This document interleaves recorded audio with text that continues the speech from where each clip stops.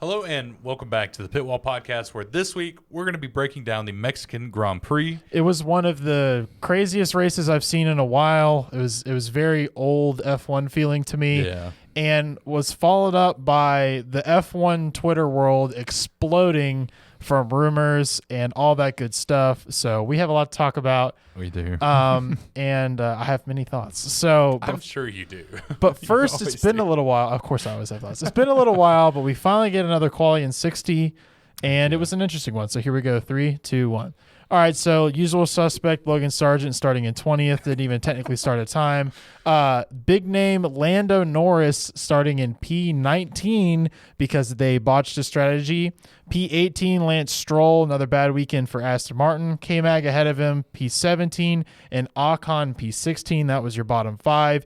Yuki got up to P15 with Albon at P14. Actually, a little bit of a disappointment because he looked better in practice, but anyway, Fernando Alonso, P13, also disappointment, got beat out by a Haas at P12 of Nico Hulkenberg, and Pierre Gasly at P11, just missing out. Zhou Guan Yu and Valtteri Bottas, 9 and 10, both made it into Q3, big surprise. George Russell, only 8th fastest, just behind Oscar Piastri at P7, Lewis Hamilton, P6, Checo at his home race, P5, Daniel Ricciardo, the man of the weekend, P4 behind Max Verstappen, and then a double Ferrari lockout, Leclerc pole. Yep. Dang it. I was 3 seconds over because I lagged in the middle. But that's okay. So it was very surprising. Not even Ferrari.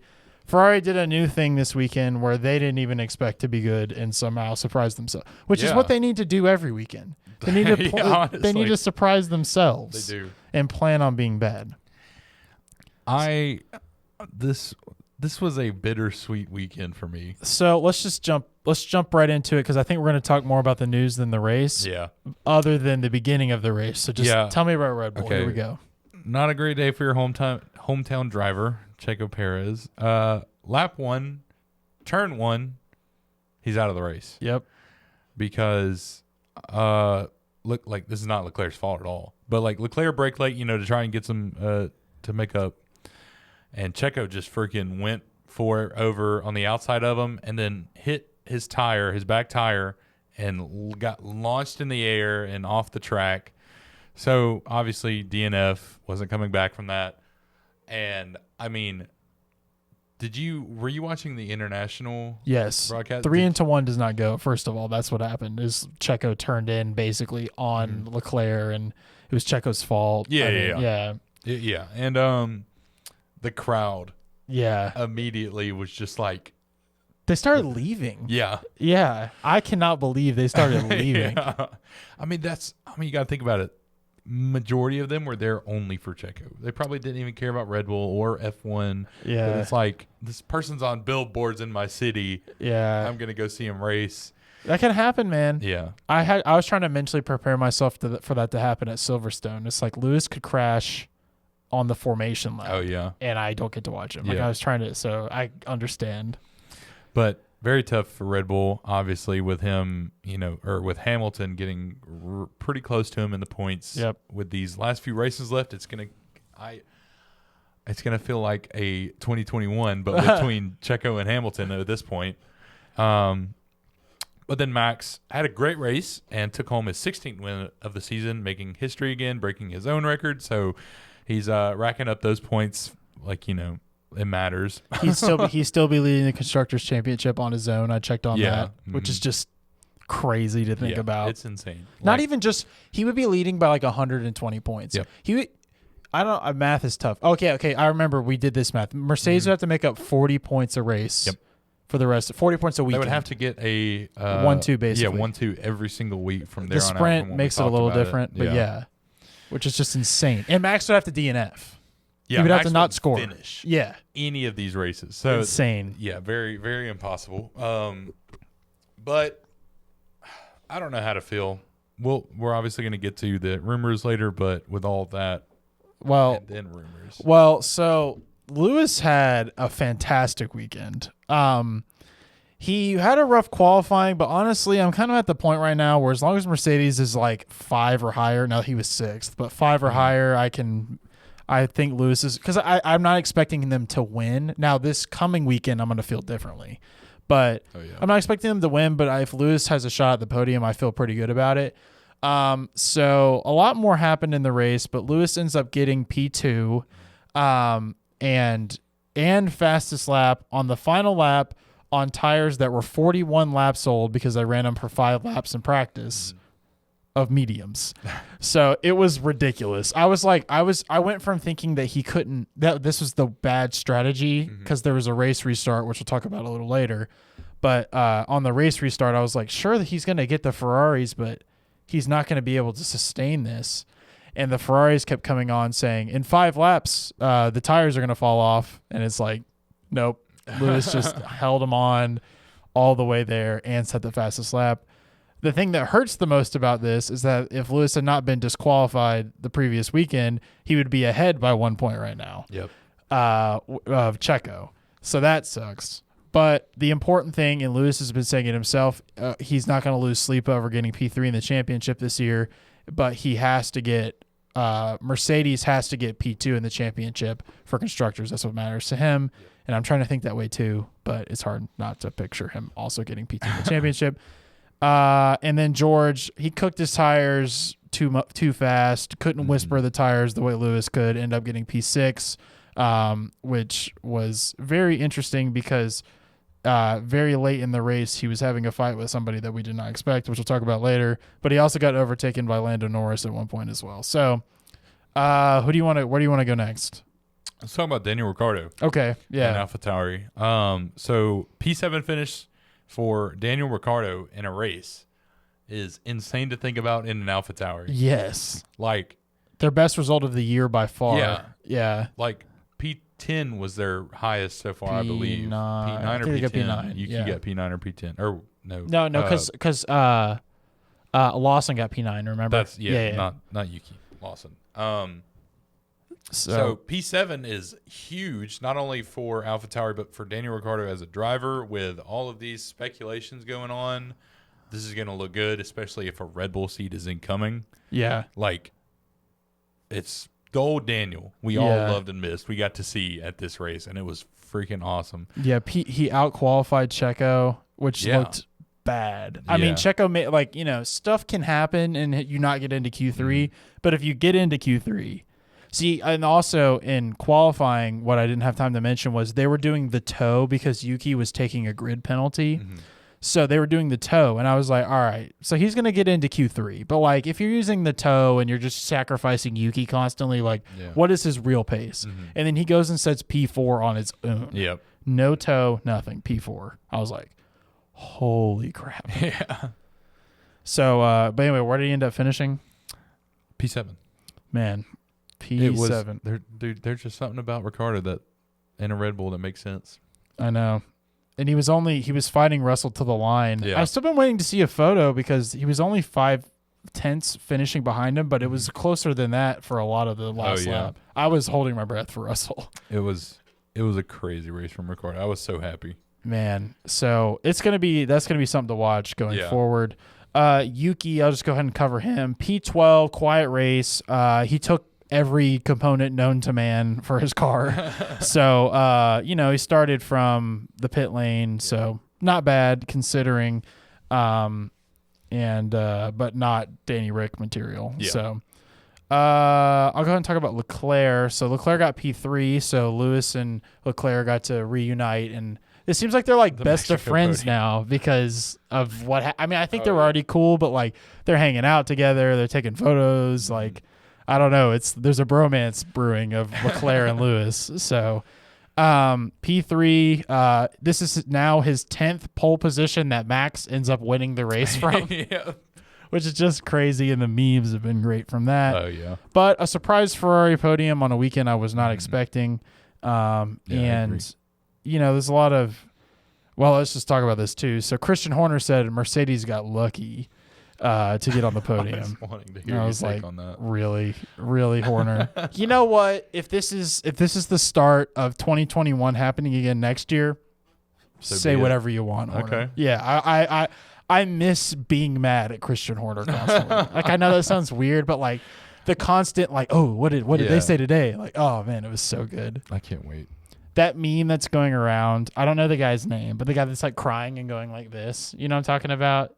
They did this Vince McMahon. Yeah. Okay. WWE. What is that about? Can you explain the context of this meme? I'm pretty sure I don't know the exact context around it. This is what I think because I had heard he was retiring, so I think it's from like his maybe a documentary or a video about his retirement. But yes, I get what you mean. The 2-camera setup. Yeah. Anyway, so basically the only one of those memes that I've seen that I've actually liked was it said, "Dad, tell me about the 2021 F1 season." He's going, "Yep." I'm like, "Yep." Yeah. Do you want to tell me about Sainz's race? Yeah. So he got P4. Got P4. And in his post-race interview or press conference, whatever, he said that P3 and P4 was the max that Ferrari could have even pulled out of this race. Christian Horner. Did you hear that? What? Christian Horner. Did you hear that? Guess what? Yeah. I mean, it was still good. They got podium. They got good points. So, they're not Aston Martin. So yeah. Happy. Yep. Speaking of, well, you want to talk about Aston Martin? Mr. Man on the podium for the rest of the season, DNF'd once again. Which actually wasn't his fault. Well, Stroll also DNF'd, which was surprisingly also not his fault. Yeah. Because he got hit by Valtteri Bottas, another one of my drivers. I had a lot of driver DNFs this week. Because he hit Stroll and Bottas didn't DNF, but he was given a penalty, which it put him in. Yeah. He basically DNF'd. So which was it was very late. So double DNF for Aston Martin, which will be important when we talk about the rumors at the end. Alonso's was from, Checo's freaking crash at the beginning. He took debris damage to his car. Oh, I didn't know that. And over time was just destroying his car, and so they had to retire him after that. They tried to fix it after the red flag, and they weren't. And towards the end of the race, they were just, or when he retired, they were just like, we're calling it. I'm surprised they couldn't fix that. I don't know. That's on their debrief, or after the race. That's what they had said. It was they tried to fix it, couldn't get it well enough, and just had him retire. Well, I'm glad you brought up the red flag, because there was a red flag in this race from a crazy crash by Kevin Magnussen. Not his fault at all, really. I mean, he had a little bobble. That was his fault a little bit. Yeah. But the suspension just totally all of a sudden failed while he was going 100 kph and slammed into the wall and caught fire. And then he scared me because he climbed over the wall after getting out of the car, and I was worried that he was going to die because somebody was going to run into the wall. But anyway, the damage was really bad, and they had to red flag it. And which reminds me, friggin' Max Verstappen, while we're waiting, says like, "Why are we red flagging it? Like, come on, the car's on fire, but they're already dealing with it." He said something like that, and I was like, "Really? Tell me your thoughts, dude." I think he just wants the season over with as well, just to get to the next one. He's really been some competition. He's been sassy lately. Yeah. I think he won't even complain next year if there's like a lot. I mean, he still wants to win, but like a lot of competition. Oh yeah. I mean, he'll complain. But yeah, of course, he'll find something to complain about. But like, I mean, from a few weeks back, maybe like a month or two now, where we had talked about his quote where he's like he's getting kind of bored. Yeah. I feel like this is it. Like, I think he's just really like trying to get to the next season as quick as possible. Oh, I think it was just like, I was just like, come on, you're gonna have a little challenge at the restart, because I mean, he did exactly what I expected at the start of the race. P3 goes to P1. Yep. It's a tale as old as time. So anyway, but yeah, so there's a red flag, which caused this restart, which caused this mixed up strategy of some people using hards and some people using mediums, which I thought mediums honestly were a terrible plan, but clearly I was wrong, because both McLarens and both Mercedes went on this strategy. I thought especially it was a poor strategy for the McLarens and George Russell. Yep. Lewis Hamilton seems like you can kind of give him whatever and he'll make it work. I mean, it might not be the optimal strategy, but I mean, I'm not saying he could have done it on softs, but mediums, they seem to know they were doing with that, especially because they were 5-lap old mediums. I was like, really? This is the plan? So, but I respect I think they should have offset the strategies. Both teams should have. Mm-hmm. But I mean, it paid off for Lewis. George Russell cooked his tires too much, which he tends to do. I've noticed the pattern. Piastri got up to P8, and I don't even remember where he started from. It was P7, so I mean, I guess he lost a place technically. Yeah. But I mean, you know, there was lots of other stuff going on. I don't think it was a bad race from Piastri, and he only got overtaken by his teammate technically. Yep. So, yeah, so a good race from them on a weekend that I honestly didn't think was going to be an ideal track for them. Mm-hmm. So I think they pulled out a good bit. So yeah. How about Lando? Lando showed up to this race. Yes, he did. Like you said, qualified P19. I think he started P17 though, from the penalties and stuff for the race start. Yes, he did. So he finished P5 from P17. Yeah, it was ridiculous. Which is crazy. I mean, the one overtake on Ricciardo was one of my favorites of the race. It was so good. So I go back and forth on this. So both McLarens made some risky overtakes in this thing. See, Lando also fell back. How do you even know how far? 5 or 6 places in the red flag restart. What was it? I remember. I think it was 5. Yeah, it was 5. I think. Well, anyway, another thing that happened that I kind of glazed, I didn't really talk about, was Piastri and Yuki had an incident where Yuki ended up spinning out, very similar to how the beginning of the race went. Yep. So that was something. But both McLarens, man, were just throwing it down. Oh, yeah. And Lando had some overtakes. I think maybe that overtake on Ricciardo was a little risky, and Ricciardo had to bail a little bit. But yeah. It's hard racing. Yeah, I mean, that's. I think that's why I like it so much. It's like, yeah, on he was the limit to the metal, man. It was crazy. It was crazy. I mean, I don't know what he could have done if he had a good qualifying, but I don't want to know. And a lot of people are poising him for the win this weekend quietly. This upcoming Brazilian Grand Prix. Yeah, I actually wrote this down for a prediction for next week. That you think Lando's going to win? I think Lando's P1 or P2 next week. Ooh, okay. Now, the win is pushing it, knowing Lando. Okay, we all know that something happens. What if Lando's in the lead again and then Lewis overtakes him, like last time? I would be mad at you. I would be mad at you specifically. Come on. I've been waiting longer than Lando. No, I'm just kidding. Yeah, I know. You haven't. Listen, do you not remember the tractor that started the season? Oh, I remember. Okay. I remember. Some say it's still not finished with that first race. Yeah. So let's see where to go from here. Talked about Bottas, Piastri. We talked about Stroll. Since you're talking about Bottas, I can just tell you, Joe, another uneventful race. P14 for Alfa Romeo, and then what did Bottas? Bottas behind him. Yeah, just right behind him. I thought so. Last of the runners. I want to talk about Haas. Okay. Hulkenberg finished P13. But has there been anything that's happened to Haas this season? I don't know. It's like they're not even there. Yeah, that's what. I was getting notes ready and stuff, and I was thinking back to the race, and I'm like, did I even see him other than the start of the race, and then maybe a few clips other than the crash? Haas at all? Yeah, that's most of the times I can write these notes from memory. I usually double check them, but when it comes to Haas and Alfa Romeo, I always have to be all right, I got to double check this. K-Mag was easy. Crash, suspension failure at the end. But I was just thinking about it because I was writing it down, and I'm like, anytime this season, has there been look what Haas did, or this is what Haas did, other than the when they signed their drivers? That's the only time I've heard Haas's name in F1 press. I think this is the most mid-season I've ever seen them have. Just nothing is happening.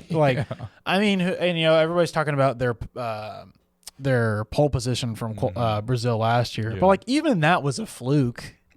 It was a fluke. I mean, it was raining and crap happened. You know, so I don't know, man. It's I've lost all hope for my Haas delusion syndrome is absolutely cured. It's gone. Absolutely cured. Yeah. And I genuinely don't know if that team will ever get a podium. Genuinely.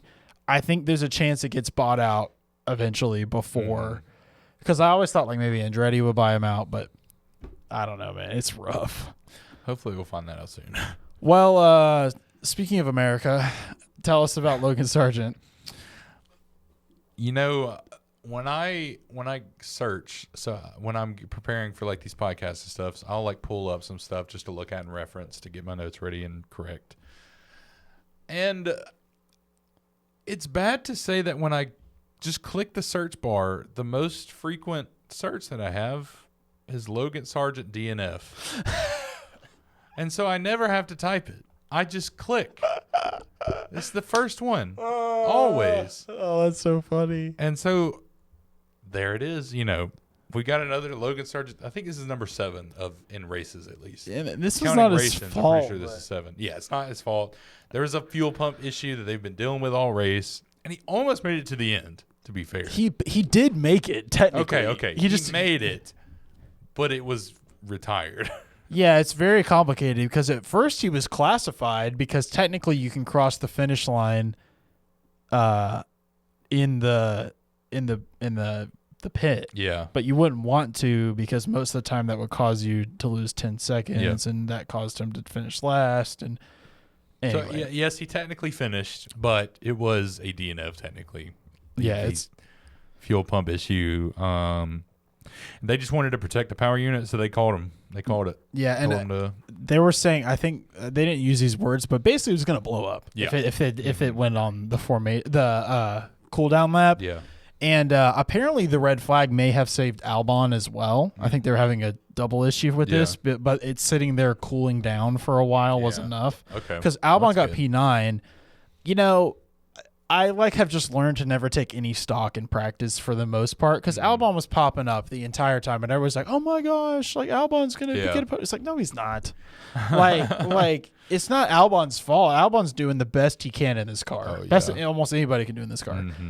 But people are expecting like a top 5 finish. It's like, no, like it's not gonna happen. So P9, but 3 points in a row, 3 point scores in a row. Yeah. A really good drive. Again, one of the best people of the year. For sure.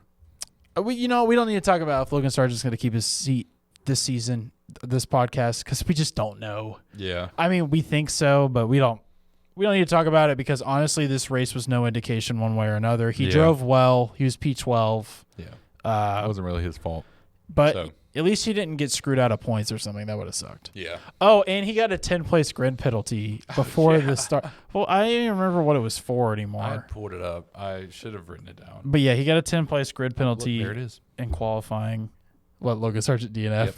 That's hilarious. I like the thought that every time you get on Google, look up like, why my tummy hurting? Like if I press L, it says Logan Sargent DNF. Well. We can talk about Alpine real quick while I'm pulling this up. Sure. Yeah. So, Gasly P11, just out of the points.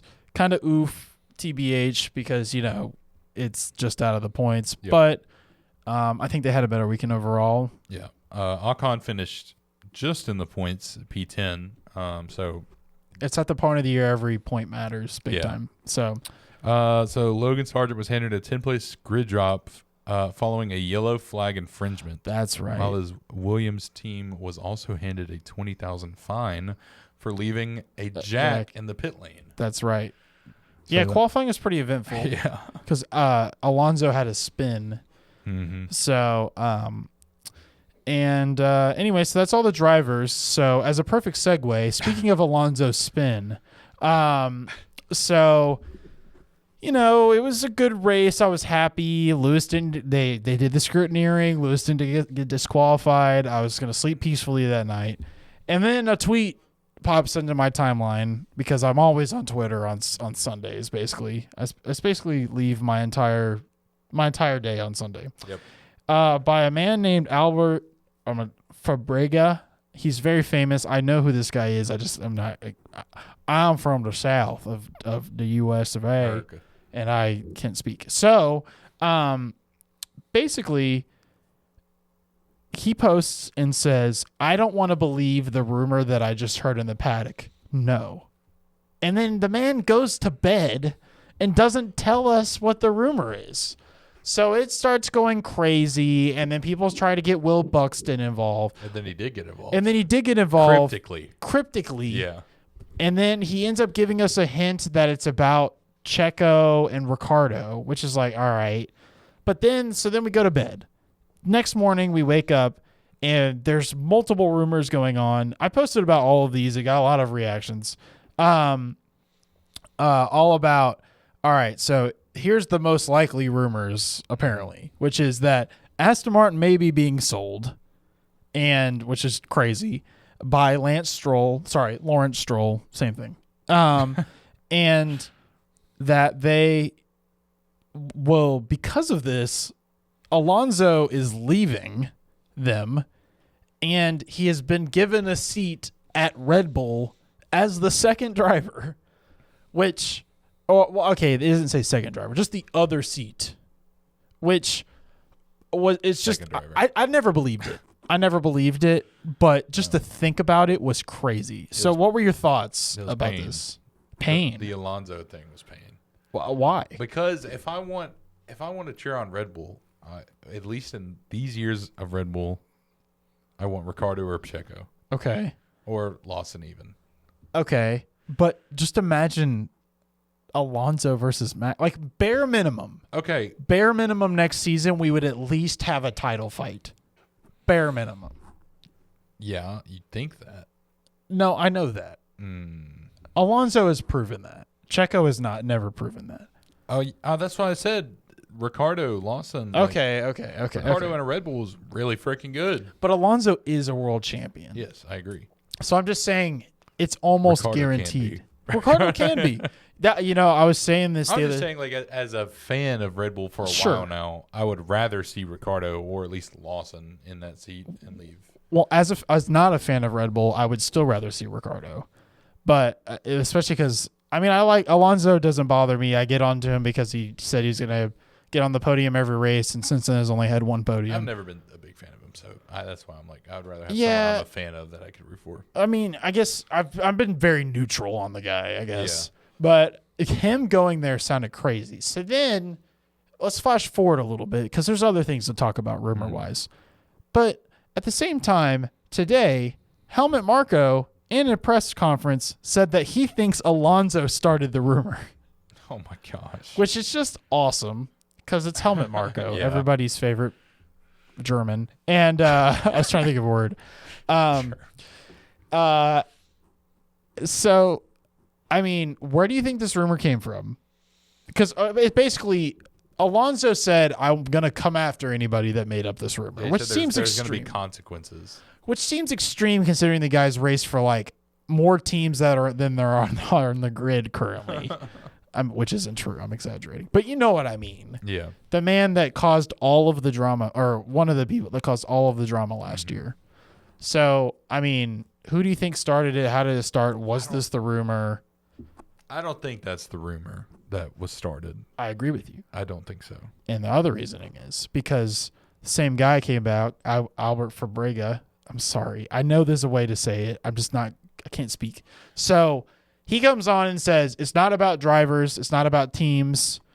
And there's rough, translation things because he tweets in Spanish. So, what can be taken literally. But basically, we have no idea. But he basically ruled out that it could be anything but of the ones that we have, the only one that could still work would be Aston Martin being sold. Mm-hmm. So that's still possible. However, there's also been math issues in this because the original post said that 255 million euros got sold, pounds got sold. Turns out it was only 2.55 million. And then there's an argument about whether or not it's the team that's being sold or the company, but Lawrence Stroll owns some of both. So it's very confusing. Yeah.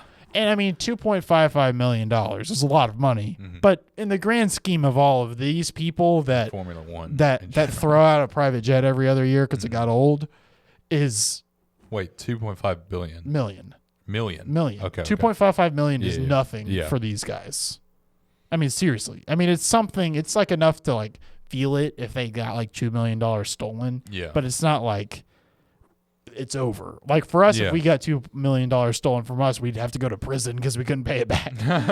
So, anyway, what do you think is going on? Because there's still a third wrench to this, but what do you think's going on? Do you think we haven't heard it? I don't think there's a. You got to think the guy who started all this has not said what it is about. True. Everything else is speculation. Okay. Like, because we haven't had someone that's like also in the paddock other than Will Buxton, who's just posting memes and stuff like that. We all love Will Buxton. We haven't heard anybody like say like I was also around. Sure. This is what I heard. It's mainly been like this rumor is maybe this. I don't know what it could be. I don't think Aston Martin's being sold either, but there's just nothing that makes even any sense that he would be upset about. Because, I mean, the guy was a Spaniard, so the Alonso thing started making sense. Yeah. And you start thinking, well, this sounds crazy, but it's Red Bull and it's Alonso jumping ship again, which is something he does. Red Bull's Spanish account. Yeah, then Red Bull's Spanish account. Yeah, like, is it still there's no way that's what it is. Alonso would not have come out. He's sneaky, but he's not stupid. He wouldn't come out and say that this is a lie. Yeah. So obviously that's not it. So I have no, like, you know me, I'm Mr. Theory. I have no theories. Genuinely have no idea what's going on because it doesn't none of this makes any sense to me. I would love it if they were selling Aston Martin. Sort of. I didn't like the rumors of who was going to buy it, but which was like some Saudi Arabian oil company thing that sounds slightly sketchy. But at least maybe we would have got rid of Lance Stroll. So let's play a little game here. Let's assume all of this is true. Mm-hmm. Okay. Let's just ride this out and see what happens. Maybe everyone's lying. Yeah. And everybody knows that Alonso's going to Red Bull. Checo's gone, or not gone, but he's now looking for a seat. Yep.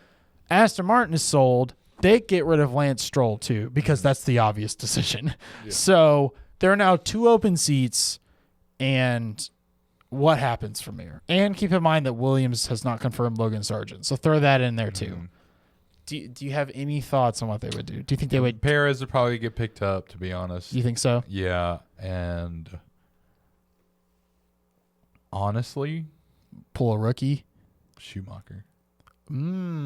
Schumacher.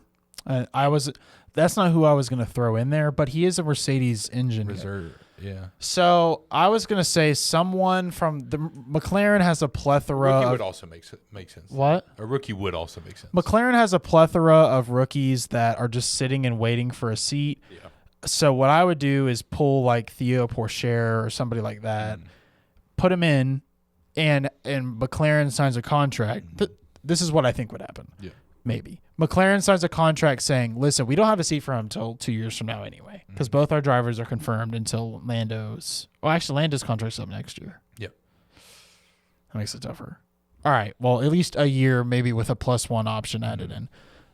You guys can have him on loan, but at the same time, we can take him back after this year. He basically gets a free year of testing at Aston Martin, gets to drive the tracks.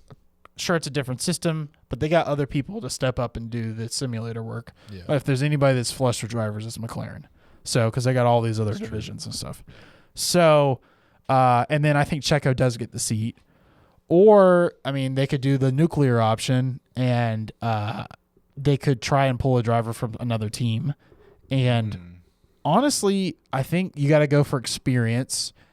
I think Valtteri Bottas would actually be a great pull for them. I know it sounds crazy, but he's the only experienced driver that I think would leave their team. Mm-hmm. Oh, yeah. He would probably leave Alfa Romeo. So, anyway, and then it's like, well, does Checo maybe get Williams a seat? Does Williams want him? Probably not. I don't know. 2 washed-up Red Bull drivers at the same team. I don't know. So anyway, there's more rumors. Let's just keep going. So then we heard that Carlos Sainz might be leaving Ferrari. This is something that we always heard. Then we heard Carlos Sainz cheated on his girlfriend in Austin. Don't know what that's about. Don't think that's true either. Yeah. And if that was the rumor, I don't know why that would warrant a tweet. I don't think so, yeah. And all of this basically goes back to the ultimate question of the entire season right now, which is Checo going to stay? That's all that this is coming up with. And I think that's the most likely thing that this had to do with, is it had to do with Checo. But again, he said that it had nothing to do with drivers moving teams. And then it was pointed out to me by Ryan that technically Daniel Ricciardo, this could be clever wordplay, because based off his tweet, Checo could still retire if you translate it a certain way from Spanish, and this tweet could still be true. And then Daniel Ricciardo isn't switching teams because he's just on loan from Red Bull at AlphaTauri currently. I know this is me with the graph right now. I'm like, so anyway, it could be clever wordplay. So I don't know. Just tell us. Don't make us. There's gonna be a whole Drive to Survive episode called, like, I don't know, rumors or something. I don't know. It's writing itself though after this weekend. Drive to Survive episode guaranteed. Episode like 6 is gonna be all about Checo. It's gonna go into this race with Daniel Ricciardo coming back. Checo's gonna crash. Ricciardo does well. Yeah, dude. We need to at the end of the season, we need to do like a 10 episode guess. Oh, that's a good idea. Of what they'd be about. That's a good idea. We're also, I haven't told you this yet, but I think you're gonna like this idea, so I'll just go ahead and speak it into fruition. I think we should also do year-end awards. Oh, okay. Like a joke award. So like, I already have a couple. I already know. I'm not gonna tell you who it is, but I already have like Menace of the Year, like, because that's like our thing. Is like okay. So anyway, so who the hell really knows what's going on? It's basically what I'm saying to you in layman's terms. So just stay on Twitter. I tweet way too much these days, so just go follow. Picking up your tweeting. Yeah, I've been posting. Yeah, I've been trying. I changed my handle to Nick Golden F1 on Twitter. Oh, okay. Yeah, I know. I'm trying. So, locking it down. What? So you're locking it down. Yeah, I'm locking it down. Yeah, I got rid of my long handle that wasn't going to ever help me SEO wise. So, anyway, give me your winner and loser from this race. We totally forgot about that. Oh yeah, winner's going to be Lando. Okay. Or Daniel. Probably Lando. Okay. Just driver of the day. Yeah. You know, I mean, I think he deserves it. Loser. Oh. Fair amount of losers this weekend. Yeah. Maybe one. I'm going to give it to Haas. Okay. Because of the fact that they're just not, they're not doing anything. They're nowhere. Yeah. So that's fine. Well, not to just take the easy route. Yep. But I'm going to take the easy route. Winner, I'm going to give to Daniel Ricciardo. Yep. Because it was just a very surprising performance. I expected none of this weekend. I mean, he's good on this track, so we'll see how that actually carries over. And loser, I mean, got to give it to Checo's got to get a loser from one of us. Just this was bad. Yeah. This was. I figured you would. I think we might reflect on this as like, yeah, that was the end. Yeah. Like, we'll see. I mean, he can still get P2 in the championship. Mm-hmm. He is still P2 in the championship. Yeah. But by the skin of his teeth right now. So I have a prediction. Go for it. It kind of ties into what I said earlier about Lando. Okay. I think podium next week is going to be these three. Don't know the order completely. Okay. Max, Lando, Hamilton. Okay. And I think so too. I think, honestly, like, let's say, okay, Hamilton's really freaking good at this track. I know. I'm excited. Amazing. I know. Like, it's his best track by far. Other than Silverstone, probably. Yeah. Okay. It's debatable, but continue. Okay. It's his second home race. Yeah. Yeah, exactly. So, like, he's very comfortable here. I think if we're going to see a race win, it could be here. If Max isn't just, 20 seconds ahead. It's possible. Which is very possible. Yep. But I do think Lando and Lewis are going to be – Lando, Max, and Lewis are going to be on the podium. Don't know the exact order. I'm expecting a good one this weekend. Yeah. I'm not going to make any predictions because I'm too scared because I don't want to jinx anything. I got you covered. I'll jinx it for you. I will say that our podcast is going to be a little late next week because I am going on a trip to California for business. So anyway, it'll be the week of Vegas. Is when our podcast will come out for the following race, which is fine. It'll get you all ready for what's sure to be a very cringy race. What if they announce that Ricciardo's going to Red Bull at Vegas? See, yeah, they could. See, I keep putting things together because I was thinking, I forgot to mention someone very important to this Aston Martin rumors, which is Felipe Drugovich, who's Brazilian. Oh, yeah. So I was theorizing maybe they would announce all of this weekend and they would say, guess what? Felipe Drugovich is our driver. Yeah. Because, but they announced him and I almost my heart sank until I read the post because they posted a picture of him today and I was like, oh my God. Yeah. And then it was just turned out they were confirming him as their third driver next year. And I was like, whoa, what? Wow. Crazy. So anyway, let me give you because people have been responding to this actually. 5 things to watch for the Brazilian Grand Prix this weekend. Number 1, Lewis Hamilton. It's his best chance at winning a race all year. Honestly, the last 2 years. I think going in this weekend is the best chance he's had. Who knows? Their pace could be nowhere. Number 2, Ferrari. They've had really strong qualifying form. Can they finally convert and make up some good points to Mercedes in the P2 fight? Because currently they are only maintaining points with Mercedes, which is not how you win a championship. Number 3, we have Aston Martin. Can they figure out their updates and bounce back? Because they've been absolutely nowhere, and they're honestly kind of the laughingstock of F1 right now. Everybody's giving them crap. I saw it on weekend warm-up. People were talking about it. Number 4, AlphaTauri. Was Mexico a fluke, or is Daniel going to have an amazing rest of the season? And has AlphaTauri made some steps forward? Because they had the worst car not 5 minutes ago. Yeah. So, and number 5, of course, Checo. Is he going to continue to struggle? How will he bounce back from his worst race of the year, basically? It wasn't his worst overall weekend, I don't think, but still had to hurt. Is this the end for him, or will we have more Checo to come with a good weekend after this? So we'll see. And I think that's about it. I'm trying to see. There's more rumors I'm sure we've freaking missed. Yeah. But we're wrapping up. This is sprint race weekend this weekend. Last one could be big. Lewis has been averaging 7 points a weekend on Checo, so the math says that if he continues that, he will beat Checo. So we'll see. All right.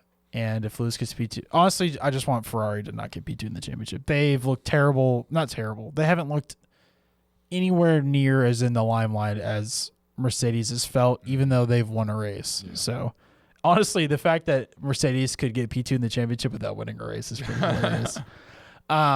Anyway, that's been it. Thanks for watching. We'll catch you a week plus a little bit. Bye. Bye.